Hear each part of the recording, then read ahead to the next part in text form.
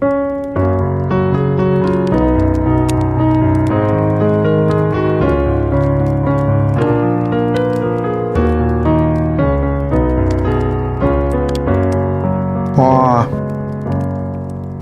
hi-ho, Kermit the Frog here.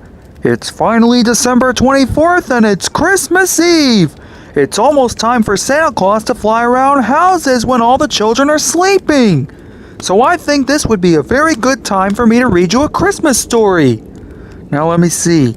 I think I have that book somewhere around here. I'll be right back. Let's see.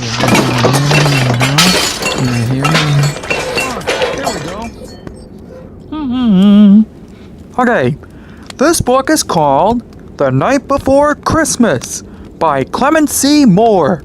So sit back and I'll read you this story. Here we go. 'Twas the night before Christmas, and all through the house not a creature was stirring, not even a mouse. The stockings were hung by the chimney with care, in hopes that St. Nicholas soon would be there. The children were nestled all snug in their beds, while visions of sugar plums danced in their heads. And Mama in her kerchief and I in my cap had just settled our brains for a long winter's nap. When out on the lawn there arose such a clatter, I sprang from my bed to see what was the matter. Away to the window I flew like a flash, tore open the shutters and threw up the sash. The moon on the breast of the new falling snow gave a lecture of midday to objects below, when what to my wondering eyes should appear but a miniature sleigh and 8 tiny reindeer, with a little old driver so lively and quick, I knew in a moment it must be Saint Nick. More rapid than eagles his coursers they came, and he whistled and shouted and called them by name. Now Dasher, now Dancer, now Prancer and Vixen, on Comet, on Cupid, on Donner and Blitzen. To the top of the porch, to the top of the wall, now dash away, dash away, dash away all! As dry leaves that before the wild hurricane fly, when they meet with an obstacle, mount to the sky. So up to the housetop the coursers they flew, with a sleigh full of toys and St. Nicholas too. And then in the twinkling I heard on the roof the prancing and pawing of each little hoof. As I drew in my head and was turning around, down the chimney St. Nicholas came with a bound. He was dressed all in fur from his head to his foot, and his clothes were all tarnished with ashes and soot. A bundle of toys he had flung on his back, and he looked like a peddler just opening his pack.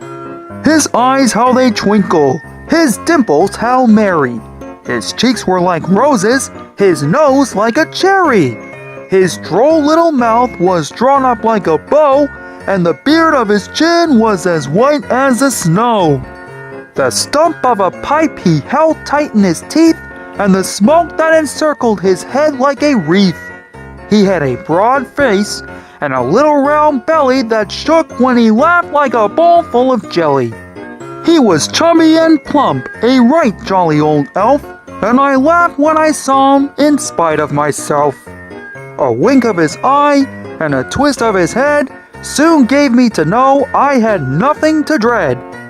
He spoke not a word, but went straight to his work, then filled all the stockings, then turned with a jerk, and laying his finger aside of his nose, and giving a nod, up the chimney he rose.